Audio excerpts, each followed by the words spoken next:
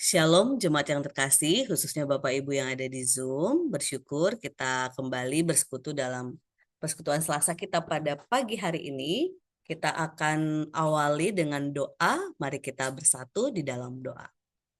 Bersyukur dan bersyukur ya Bapak buat cinta kasih kebaikan Tuhan yang senantiasa menaungi kami, menuntun kami, sehingga di tengah suka duka, sakit sehat dalam kehidupan kami tetap percaya Tuhan senantiasa meneguhkan untuk kami berjalan dalam tuntunan Tuhan dan mengandalkan Tuhan. Berbicaralah ya Bapa, kami anak-anak-Mu siap untuk diteguhkan melalui firman-Mu sehingga kami semakin percaya dan semakin berpengharapan dan juga mengasihi Tuhan diri dan sesama. Di dalam nama Tuhan Yesus kami berdoa dan mengucap syukur. Amin. Jemaat yang terkasih, pembacaan Alkitab kita pada hari ini terambil dari Esra 1 ayat 1 sampai 11 yang akan dibacakan oleh Pak Pri Hadiono dan Bu De Puji. Monggo Pak Pri. Ya, bacaan firman Tuhan dari Esra pasal 1 ayat 1 sampai dengan 11. Diberi judul, Kores mengizinkan orang buangan pulang untuk membangun kembali bait Allah.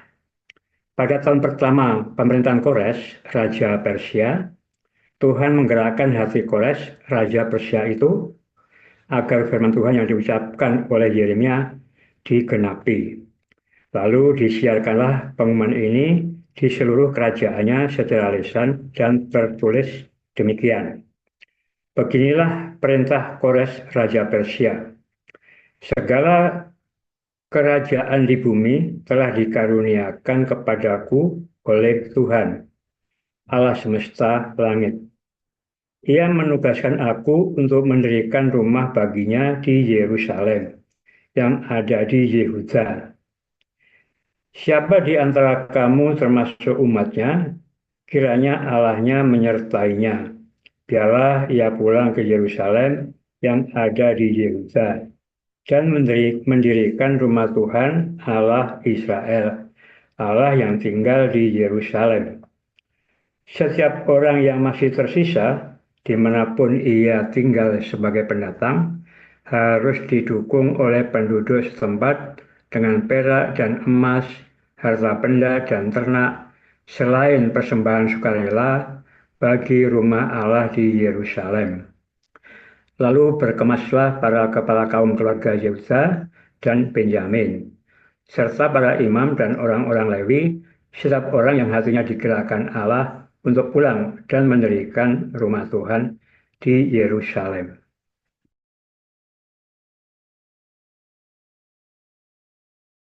Belum di-unmute Bu De.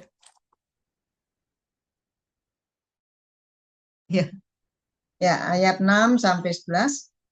Dan segala orang di sekeliling mereka membantu mereka dengan barang-barang, perak, dengan emas, harta benda, dan ternak, dan dengan pemberian yang indah-indah, selain dari segala sesuatu yang dipersembahkan dengan sukarela. Pula Raja Kores menyuruh mengeluarkan perlengkapan rumah Tuhan yang telah diangkut Nebukadnezar dari Yerusalem dan yang ditaruhnya di dalam kuil Allahnya. Kores, Raja Persia itu menyuruh mengeluarkan semuanya itu di bawah pengawasan Mitredat, bendahara raja yang menghitung seluruhnya bagi Sesbasar, pembesar di Yehuda. Inilah daftarnya: 30 bokor emas, 1000 bokor perak, 29 pisau, 30 piala emas, pula 410 piala perak, 1000 buah barang-barang lain. Barang-barang emas dan perak itu seluruhnya berjumlah 5.400. Semuanya itu dibawa oleh Sesbasar sewaktu orang-orang buangan itu dibawa pulang dari negeri Babel ke Yerusalem. Ya, demikianlah kita yang membaca firman Tuhan dan merenungkannya dan melakukannya dalam kehidupan sehari-hari. Berbahagialah kita. Haleluya. Nah, Bapak Ibu terkasih, melalui pembacaan kita hari ini, kita sedang pada posisi konteks di mana ini bagian di bangsa atau umat sedang berada di pembuangan Babel begitu ya. Yang menarik adalah Nats ayat 1. Kenapa saya bilang yang menarik Nats ayat 1? Saya akan bacakan ulang begitu ya. Pada tahun pertama pemerintahan Kores Raja Persia, Tuhan menggerakkan hati Kores Raja Persia itu agar firman Tuhan yang diucapkan oleh Yeremia digenapi, lalu disiarkanlah pengumuman ini di seluruh kerajaannya secara lisan dan tertulis. Jadi kalau kita lihat kata Tuhan menggerakkan hati Kores Raja Persia itu, ini hal yang menarik begitu ya. Bagaimana mereka yang saat itu konteksnya ketika saya melihat secara historis bahwa di masa Kores Raja Persia ini mereka sudah kurang lebih 70 tahun berada di pembuangan Babel. Nah, mendengar kabar bahwa sesuatu yang tidak pernah mereka kira, walaupun mereka sudah doakan, harapkan gitu ya, akhirnya yang ditunggu-tunggu tak terduga datang dari seorang Raja Persia Kores yang mengizinkan mereka untuk kembali ke Yerusalem dan membangun kembali bait suci yang telah runtuh. Aneh dan sukar dipercaya tapi nyata. Tapi yang menarik kata kunci tadi, Tuhan menggerakkan hati. Nah, inilah yang eh, perlu kita sadari, jemaat yang terkasih gitu ya, ketika kita menghadapi berbagai penderitaan, kesukaran versi apapun itu, kalau bangsa umat pilihan ataupun orang-orang Israel saat itu 70 tahun di Babel, maka mereka ketika mereka tetap mengandalkan Tuhan, ternyata penantian itu akhirnya datang begitu ya. Tuhan sendiri yang bergerak, Tuhan sendiri yang bekerja, Tuhan sendiri yang menuntun sehingga mereka memperoleh kebebasan. Mungkin di antara kita akan ada pertanyaan, kenapa sampai selama 70 tahun baru Tuhan bekerja? Karena kita tahu pasti selama 70 tahun itu bangsa Babel berdoa, berpengharapan, atau bisa juga ada yang sebaliknya jadi meninggalkan Tuhan gitu ya. Tapi paling tidak kita tahu bahwa ketika mereka berada di pembuangan masih ada umat yang tetap beriman, berpengharapan kepada Tuhan, mengandalkan Tuhan, dan itulah yang menjadi kekuatan dan itulah yang dilihat oleh Tuhan begitu ya. Sekalipun mereka dalam kondisi yang paling sulit sekalipun, tetap mengandalkan Tuhan, tetap berpengharapan pada Tuhan, akhirnya Tuhan bekerja. Tuhan menggerakkan hati seorang penguasa yang baru yang menuntun mereka untuk bisa kembali dan membangun bait Allah. Nah, ini sesuatu yang selalu saya sampaikan kepada diri saya juga kepada orang-orang yang kalau lagi galau ya Bapak Ibu terkasih, lagi dikuasai khawatir dengan banyak hal yang padahal ada yang di dalam kendali, ada yang di luar kendali. Nah, ketika kita khawatir dengan yang di luar kendali kita, inilah yang selalu saya bilang kita harus berdamai, serahkan kepada Tuhan.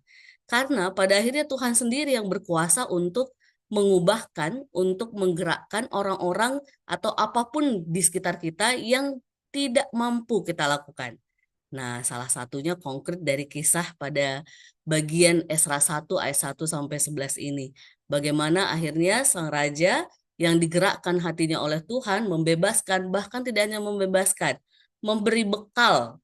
Karena di akhir tadi ya yang dibaca untuk bendahara mengeluarkan beberapa benda untuk dibawa mereka pulang sebagai pegangan ataupun sebagai sesuatu yang untuk kalau kita mungkin bahasanya mereka mau membangun bait suci begitu ya di Yerusalem. Jadi Bapak Ibu terkasih, hal-hal seperti ini kalau kita tidak alami sendiri kita akan ngerasa mana mungkin gitu ya. Tapi prakteknya dalam kehidupan kita beriman ada hal-hal yang memang Tuhan sendiri yang menggerakkan hati seseorang sehingga dia bisa berubah.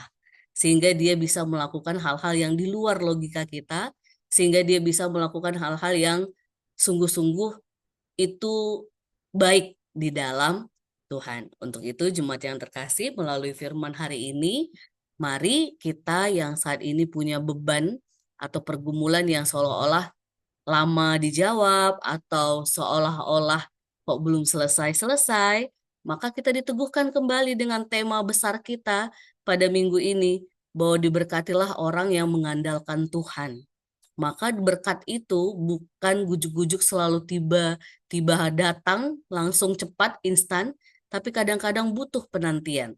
Dan penantian itu pasti akan indah ketika kita tetap mengandalkan Tuhan. Jadi Bapak Ibu terkasih, menarik ya, bahwa kadang-kadang ketika orang dikatakan mengandalkan Tuhan, senantiasa semua berhasil, lancar gitu ya. Tapi kadang-kadang mengandalkan Tuhan itu tidak harus segala sesuatu langsung berhasil dan cepat untuk dituntun oleh Tuhan gitu ya. Kadang-kadang ada proses yang membuat kita diuji kalau bahasanya, atau mungkin diteguh atau dilihat sama Tuhan, tetap nggak kita mengandalkan Tuhan, tetap nggak kita setia meskipun situasi kita masih buruk, situasi kita masih bergumul, situasi kita masih hal-hal yang belum sesuai dengan harapan kita.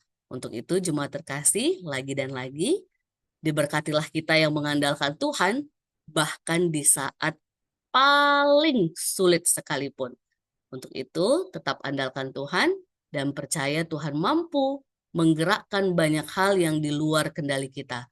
Baik manusia, baik alam ciptaan, apapun itu Tuhan yang berkuasa untuk memakainya demi kebaikan dan menuntun dan memberkati kita umatnya. Saat ini kita mau pujikan satu lagu yang kemarin hari Minggu kita sudah nyanyikan, tapi kita mau nyanyikan lagi sebagai wujud sungguh hanya satu-satunya yang kita andalkan adalah Tuhan dalam suka duka, sakit sehat, kehidupan ini. Kita pujikan satu-satunya yang ku andalkan. Kita pujikan dari tempat kita masing-masing.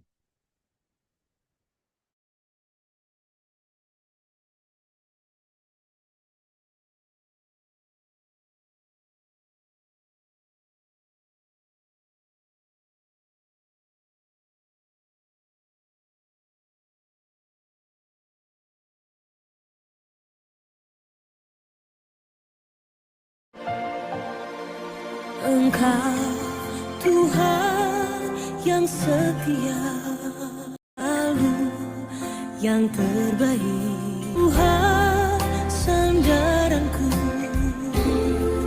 dan ku hanya kan berharap padamu. Satu-satunya yang ku andalkan, satu-satunya yang ku percaya.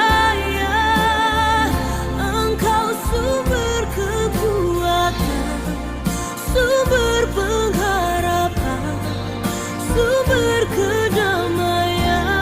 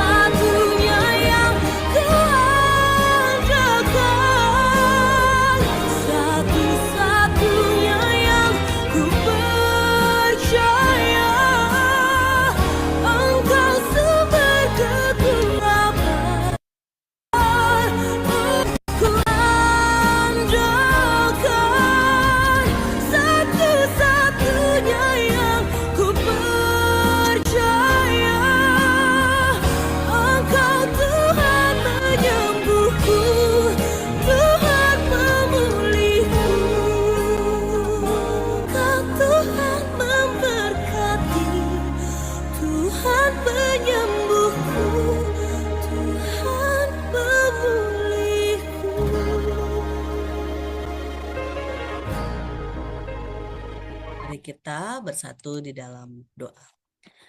Sungguh ya Bapa, hanya Engkaulah Allah yang satu-satunya kami andalkan di tengah segala suka duka, sakit sehat, dan setiap pergumulan yang kami miliki.